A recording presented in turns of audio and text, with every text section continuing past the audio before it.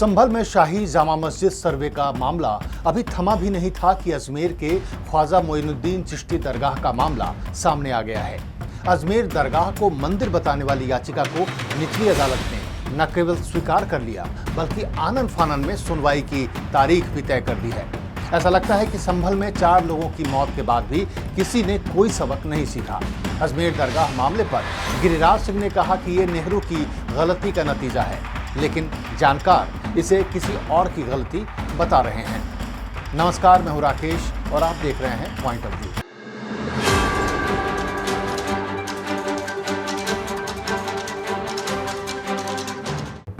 संभल में शाही जामा मस्जिद के सर्वे के दौरान हुई हिंसा ने पूरे देश को सोचने पर मजबूर कर दिया है।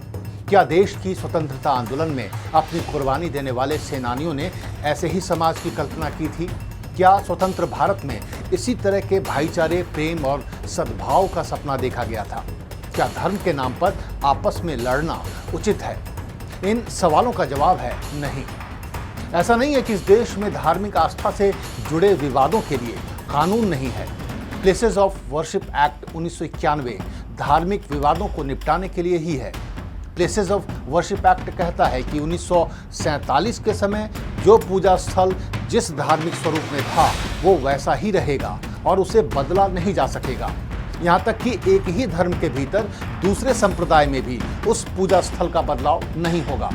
इतने साफ और स्पष्ट कानून के बावजूद अदालतों में याचिकाएं डाली जा रही हैं और सर्वे के लिए आदेश भी दिए जा रहे हैं। हद तो यह है कि संभल के बाद अब अजमेर के ख्वाजा मोइनुद्दीन चिश्ती दरगाह को हिंदू मंदिर बताने वाली याचिका दायर कर दी गई है। हिंदू सेना के विष्णु गुप्ता ने यह याचिका दायर की है। अजमेर की निचली अदालत ने सभी पक्षकारों को नोटिस जारी करते हुए अगली सुनवाई की तारीख भी तय कर दी है। बीजेपी के कद्दावर नेता और केंद्रीय मंत्री गिरिराज सिंह ने अजमेर शरीफ मामले पर अपनी प्रतिक्रिया देते हुए कहा कि ये नेहरू की गलती का नतीजा है। अगर नेहरू ने 1947 में इन विवादों का निपटारा कर दिया होता तो आज ये नौबत नहीं आती। लेकिन जानकारों का कहना है कि ये नेहरू की नहीं, सुप्रीम कोर्ट के पूर्व चीफ जस्टिस DY चंद्रचूड़ की गलती का नतीजा है। पूर्व चीफ जस्टिस चंद्रचूड़ ने प्लेसेस ऑफ वर्शिप एक्ट 1991 की जो अतिरिक्त व्याख्या की, उसकी वजह से विवादों की एक तरह से बाढ़ आ गई है।